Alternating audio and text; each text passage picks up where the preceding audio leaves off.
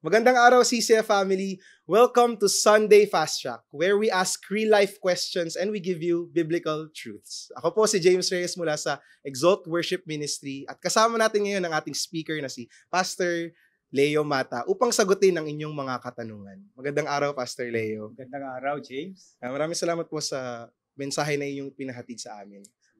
Nabanggit niyo po na ang mga Pilipino ay masayahin at mapagmahal. In connection po sa pagiging mapagmahal, tinawag tayo na ipahatid sa mga tao ang pagmamahal ng Panginoon. Pero paano po kung kahit ipakita natin ang pagmamahal ng Diyos sa ibang tao ay masamain nila ito at hindi tanggapin si Kristo? Okay, thank you, James. No? Actually, hindi natin kontrolado yung mga tao sa response ng ating pagpapatawad o pagpapahalaga o pagmamahal na binibigay natin sa kanila, lalo na pag-share ng gospel. Pero ang utos sa atin ngayon is to continue to love fervently. Ibig sabihin, huwag tayong mapagod agad, no? Tuloy-tuloy lang nating mahalin, ipahayag si Kristo, no? Dahil kailangan nila ito, kailangan nila sa buhay nila para mas lalo nilang makita yung kabuluhan ng kanilang buhay. Pero isa pa, James, kasi hindi naman natin trabaho na i-convert sila eh. Ang trabaho lang natin is i-share yung gospel, no? At nasa Panginoon na kung ano yung magiging resulta. Basta let's continue showing love fervently, no? At hayaan natin ang Diyos yung kumilos kasi sa patuloy natin paggawa ng kabutihan sa kanila, I believe they will respond positively sa gospel ng ating Panginoon. Kailangan talaga ng guidance ng Holy Spirit. Yes. At ito po itong susunod na question. Sabi po sa 1 Peter 4:8, keep fervent in your love, for love covers a multitude of sin. Ang ibig sabihin po ba nito ay pipikit na lamang tayo, isasantabi na lang ba natin yung mga kasalanan ginawa sa atin in the name of love? Okay. Actually, ang sinasabi doon sa love covers multitude of sin, ibig sabihin dito, yung parang ikaw, handa mong patawarin, no, yung nagawang kasalanan ng tao. Hindi ibig sabihin, babaliwalain mo, pero handa mo siyang patawarin sa mga maling nagawa niya. At the same time, hindi mo yun gagamitin sa kanya na bahalang araw, pag nakagawa na naman ng mali, ibabalik mo sa kanya. So, ibig sabihin, fresh start. Wala na yun. Kung pinatawad mo siya, wala na yun. Pangalawa, hindi mo ililista yung kasalanan niya. No? Kumbaga, may record ka ng kasalanan. Hindi yun tama. Kundi yung it covers multitude of sin, hindi mo nahayaan na yung kasalanan niyang yon ay maging hadlang pa sa isang relasyon, isang maayos na relasyon sa inyong dalawa. So, yung pagmamahal doon is handa mong kalimutan. At the same time, hindi mo yun ikukwento sa iba.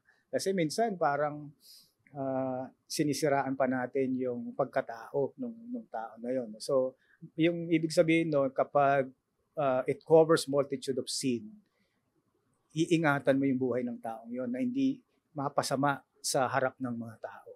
Pero pinakamahalaga yun, sa'yo mismo, handa mo siyang patawarin at kalimutan na lahat yung nagawa niyang pagkakasala. Hirap talagang magpatawad, pero sa tulong ng Panginoon, magagawa natin yun. Ito pong ating huling katanungan. Maraming tao nga, yun yung mahirap magpatawad.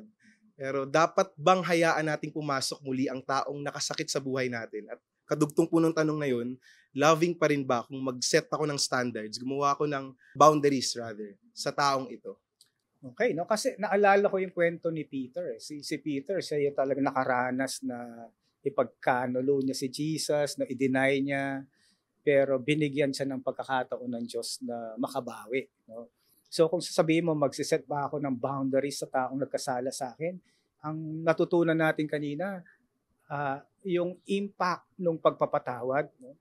Kumikilos ang Diyos in a way na kagaya ng buhay ni Peter, mas nagamit pa siya ng Panginoon nung muli niyang ibinalik yung relasyon nilang dalawa. Imagine mo lang kung pinabayaan na lang ni Jesus si Peter, wag ko na yung gawing disciple, total, dininay niya ako 3 times. Kung ganun lang yung attitude ni Jesus, parang nag-set siya ng boundary, hindi sana nagamit ng gusto si Peter at hindi na isulat itong 1 Peter at 2 Peter. No? Kagaya din ng testimony kanina, kung hindi nagpatawad yung wife dun sa husband, so imaginein mo, ginagamit sila ng Panginoon, ang daming mga couples na namiministeryohan nila. So kung di nagkapatawaran yung dalawa na yon, nag-set sila ng boundary, hindi makakilos ang Diyos sa buhay ng mga taong nagkasala.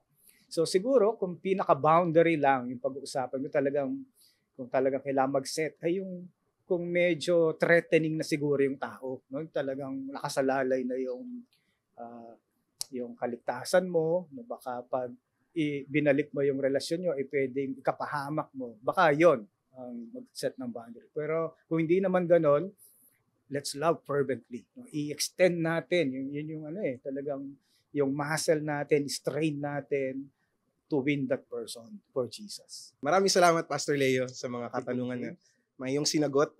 Pero bago tayo matapos, make sure to catch the latest episode from CCF On Air titled Love, Situationships, and the Lulus. Ito ay isang espesyal na episode para sa buwan ng pag-ibig, kung saan matutulungan kayong malaman kung ano nga ba ang kahulugan ng tunay na pag-ibig, ano ang hindi, at lahat ng patungkol dito. Panoorin niyo ito sa CCF Main YouTube channel or sa CCF On Air Spotify account. That's it for CCF Sunday Fast Track. God bless!